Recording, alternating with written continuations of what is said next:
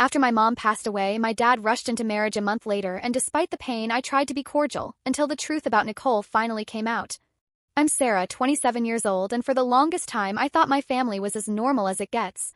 That was until my mom passed away. I thought the grief would tear us apart, but nothing could prepare me for what happened next. A month later, my dad introduced Nicole, and things went from bad to worse. First, I tried to play along, to be cordial for his sake. But when the truth about Nicole finally came to light, everything I thought I knew about my family shattered. What happened next left me speechless, and I still can't believe how it all went down. After my mom passed away, the world as I knew it seemed to shatter. I felt like I was drowning in a sea of grief with no shore in sight. My mom had been my rock, my guide through life, my unwavering source of love. Losing her left a gaping hole in my heart, one I wasn't sure how to fill. I had no idea how to navigate the world without her by my side. And if that wasn't hard enough, I suddenly had to deal with the shift in my family dynamic. My dad, who had always been strong, loving, and my emotional anchor, seemed like a stranger to me in the days that followed. His behavior started to change in ways I couldn't understand. He was quieter, but then, just a month after my mom's passing, something happened that I never saw coming. He introduced Nicole, a woman he had met not long after my mom's funeral. It wasn't just the fact that he'd moved on so quickly that shocked me, but the way he seemed to be almost eager to replace her. Nicole didn't just show up as a guest. It felt as if she was already an integral part of our lives, as if she were somehow meant to be there, a puzzle piece I didn't even know existed. I tried to keep my emotions in check, tried to understand that he was grieving too, and maybe this was how he was coping. But the more I watched them together, the more I realized how wrong it all felt. Nicole wasn't just any woman. There was something about her that seemed too perfect, too quick to fit in. She wasn't just trying to be my dad's partner, she was trying to be everything to him and by extension, everything to me. But the most confusing part was how my dad seemed to need her, to want her more than he seemed to want anything else, including me. I tried my best to keep my emotions in check, to be supportive. After all, he was my dad, and I didn't want to be the one to stand in the way of his happiness, right? But deep down, the silence inside of me grew louder with every passing day. Nicole entered our lives so seamlessly that it was as if she had always been there, like some missing piece that had just clicked into place. To say I was uneasy about her would be an understatement. She had this way of making everything feel like it was happening for a reason, as though her presence was somehow destined. But despite my reservations, I tried to do what I thought was the right thing. I smiled when I had to, said the right things at dinner, and even helped my dad and Nicole with little things around the house. I figured if this was what my dad needed, I'd play along for the time being. But the more time I spent with her, the more I couldn't shake the feeling that something was off. Nicole's eagerness to be involved in everything was almost too much. She insisted on helping with tasks that didn't even require help, like picking out new furniture or rearranging my mom's old things. She was doing things that my mom had always done, but in a way that made it clear she was trying to fill her shoes. I remember one evening, shortly after she first moved in, we sat down for dinner. Cole made this big show of asking about my mom, as if she were trying to prove she was genuinely interested in her. But something about her words felt rehearsed, like she was trying too hard to get it right. "How did your mom like the holidays, Sarah?" she had asked, almost too brightly. "She loved them," I replied, my voice soft as I glanced down at my plate. I wasn't in the mood to talk about her, but I didn't want to be rude. Cole smiled, but I noticed it didn't quite reach her eyes.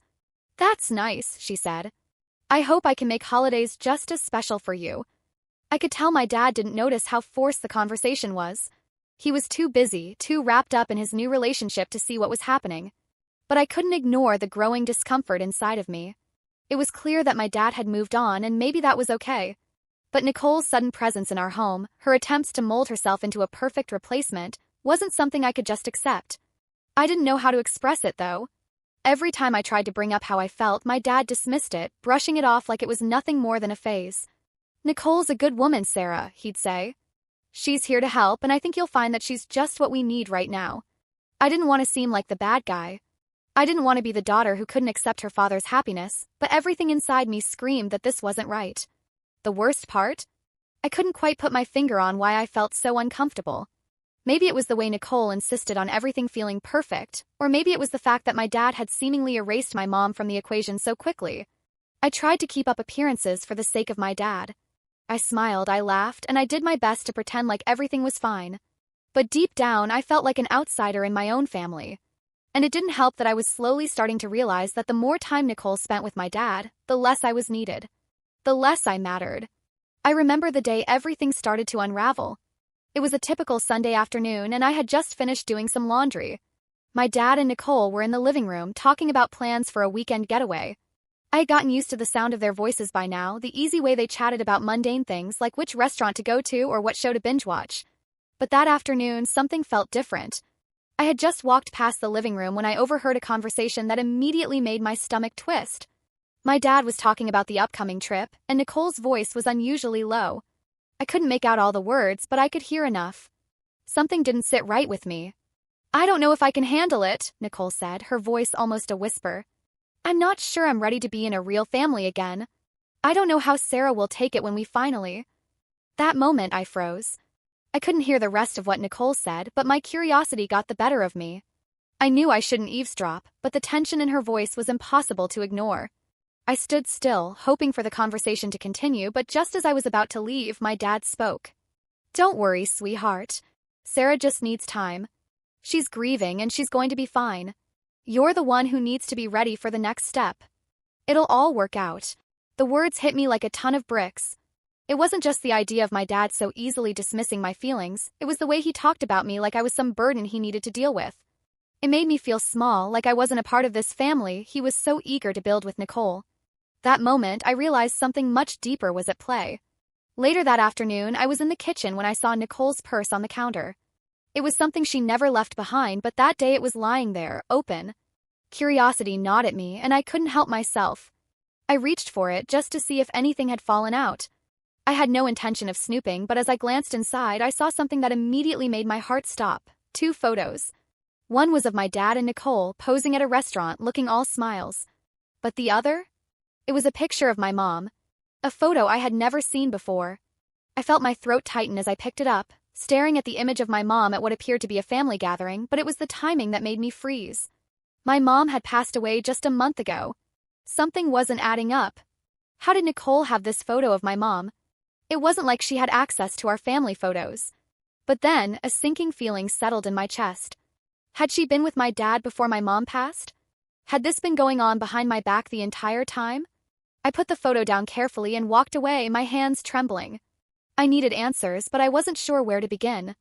The next few days were a blur. My mind raced with possibilities. Maybe I was just overthinking it. Maybe I was imagining things. But the truth was, every instinct I had told me something wasn't right. I started paying closer attention to every little detail. I watched the way Nicole and my dad interacted, noticing the small things, like how she would call him babe in front of me, or how she would touch his arm as if she was trying to stake her claim.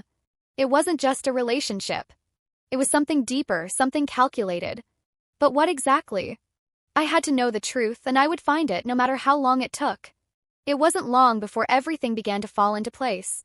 I couldn't ignore the questions swirling in my mind any longer.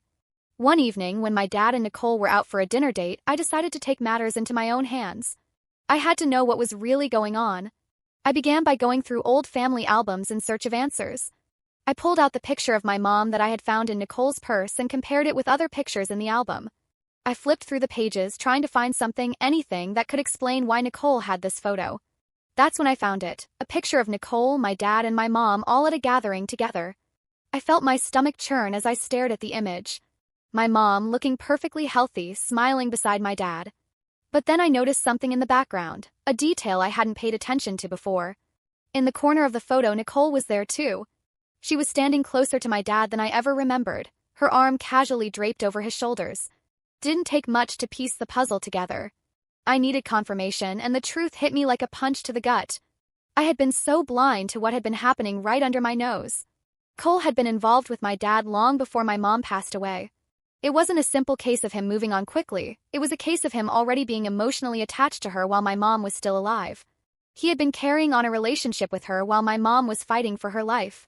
The realization that my father had been hiding this from me, that he had kept me in the dark, left me breathless. For weeks, I had tried to convince myself that I was just overthinking things, that maybe I had misunderstood their relationship. But now, with the undeniable evidence in front of me, I felt utterly betrayed. As I sat in the living room, staring at the photo, my heart pounded in my chest. I wasn't sure what to do next. Should I confront them? Should I let it all go and pretend everything was fine? No, I couldn't do that. I had to know what was going on, and more importantly, I had to know why my dad thought it was okay to keep this from me. That night, when my dad and Nicole came home, I was ready. I didn't say anything at first, just sat there on the couch, waiting for them to settle in. Tension in the air was thick. It was clear my dad noticed I was different, but he couldn't place it. Finally, he spoke up. "Everything okay, Sarah?" he asked, his voice laced with concern. I met his gaze, my eyes unwavering. "No, everything is not okay, Dad." Nicole shifted uncomfortably beside him. I could tell she was sensing something was off, but she didn't dare speak. "I found a photo," I continued, my voice steady though my hands were shaking. "A photo of you, Mom, and Nicole. From years ago. But there's something you should know, Dad. It was taken long before Mom passed away." My dad's face paled. Nicole's eyes widened in shock, and I could see her grip tighten around his hand. "What are you talking about?" he stammered, trying to play it cool. I held up the photo, watching his expression change from confusion to guilt. "You lied to me, Dad. You were seeing her before Mom even died, weren't you?" Nicole opened her mouth to speak, but my dad silenced her with a sharp look. "I didn't want to hurt you, Sarah," he said, his voice quieter now. "I thought if I waited, you'd understand. But I should have been honest with you. I'm sorry." The apology felt hollow. It didn't make the betrayal any easier to swallow. My mind was racing. I could feel the anger boiling inside me, but I didn't want to lash out in the moment. I needed to process this. Nicole finally spoke up, her voice shaky. "I never meant to hurt you, Sarah. I didn't want it to be like this. I thought we could be a family." "A family?" The audacity. "You thought you could be a family?" I echoed, shaking my head in disbelief. "You've been in this house for months pretending to care about me, but all you really cared about was getting my dad to yourself." Nicole looked like she was about to say something, but I cut her off. "No. I don't need to hear your excuses. The truth is out now." The room was thick with tension. My heart was shattered, and every word that came out of my dad's mouth felt like another dagger in my chest. "I don't know how we move forward from this, Sarah," my dad said softly. "But I want to try. I want us to be a family." A family? I wasn't sure what that even meant anymore. The next few days felt like a blur, as if time had stopped in its tracks, leaving me stranded in an emotional limbo. It was hard to wrap my mind around everything I had just learned. My dad's betrayal, the lies, Nicole's involvement, it was all too much to process in such a short amount of time. I kept replaying the conversation in my head, trying to figure out how it had all come to this. But one thing became clear: I couldn't ignore the reality of the situation anymore. The foundation of trust one had with my dad had cracked, and no matter how much he apologized, it would never be the same. The betrayal wasn't just about him moving on too quickly, it was about how he had dismissed my feelings and kept me in the dark for so long. As days passed, the weight of everything started to settle heavily on my chest. The sorrow was palpable, yet there was an underlying fury that grew with each passing hour. The thought of Nicole, who had shamelessly replaced my mother, made my blood boil. But even more than that, my dad's role in all this betrayal left me feeling abandoned. I had been a part of his life for so long, but now it seemed as though he was so willing to push me aside. Was I that easily forgotten? I took the following week to distance myself from them both.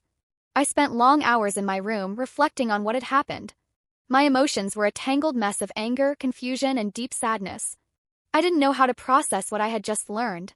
But I knew one thing: I could no longer pretend everything was fine.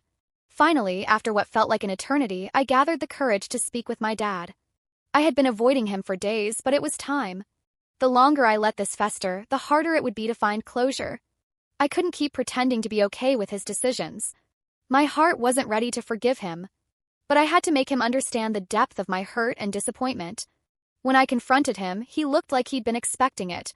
His tired eyes met mine, filled with regret and guilt. But as we spoke, his attempts to explain were met with my silence. I wasn't angry at the loss of my mom. I had come to terms with that. No, what tore me apart was the way he treated me, as if my feelings didn't matter. "I don't want to pretend everything is fine," I told him, standing firm, trying to hold back the flood of emotions that threatened to overwhelm me. "I need time to process all of this. I need space to figure out who I am in all of this. And right now, I don't know how to look at you the same way anymore." I saw the pain in his eyes, but it wasn't enough. "I understand, Sarah. I'm sorry. I never wanted to hurt you." But that wasn't enough. The apology was too little, too late. His regret couldn't fix the broken trust between us. Nicole, on the other hand, hadn't reached out at all after our confrontation. I wasn't sure if she was embarrassed by the way everything had played out or if she had just given up on trying to reach me. Either way, it didn't matter. The woman who had inserted herself into my family, trying to take my mother's place, was someone I no longer wanted in my life. I had no interest in hearing her side of things. I had been hurt by her actions, but it was the betrayal from my dad that stung the most. Nicole's role was secondary, and as time went on, I began to realize that her presence in my life wasn't worth the energy. She could keep my dad, but I would never be able to forgive her. I remember standing in front of the mirror that night, wiping away tears and taking a deep breath. I could still feel the weight of everything I had learned, but there was also a sense of calm that began to wash over me. It wasn't relief, far from it, but it was the beginning of acceptance. I had taken the first step toward healing by confronting my dad and refusing to let him bury my emotions. I had stood up for myself, even when it felt impossible. The weeks that followed were challenging, to say the least. I threw myself into my work and focused on finding peace through self-care. But I wasn't alone during this time. I had friends who stood by me, offering their support when I needed it most. Their loyalty gave me strength when I had none. They reminded me that I didn't need my dad's approval or Nicole's acceptance to be whole. I could find happiness outside of this toxic situation. Months later, I moved out of the house. I couldn't bear living under the same roof as my dad and Nicole. I needed space to rebuild my life, to heal on my terms. I found a small apartment, something simple yet full of potential. And for the first time in what felt like forever, I was free. It wasn't perfect. My relationship with my dad remained strained, and he continued to push for us to move forward. But I had no intention of sweeping everything under the rug. I refused to let him dictate how I should feel. It wasn't about punishing him, it was about protecting myself. I couldn't let him continue to manipulate me into accepting something that felt wrong. Cole disappeared from my life entirely. My dad's marriage to her was short-lived, but that didn't matter. The damage had already been done. Her attempts to replace my mother, to push me aside, only made her a permanent part of my past, one that I had no interest in revisiting. As for me, I found peace. I spent the next few years focusing on rebuilding my life and embracing my independence. I learned that I didn't need anyone's approval to define who I was. I was strong enough to heal from the hurt my dad had caused, and I refused to let it dictate my future. The scars remained, but they became less sharp with time. I was no longer the same person I had been when my mom passed away. But I was stronger. And in the end, that's what mattered the most. Do not forget to like the video, subscribe to the channel, press the bell icon, and share your thoughts in the comments.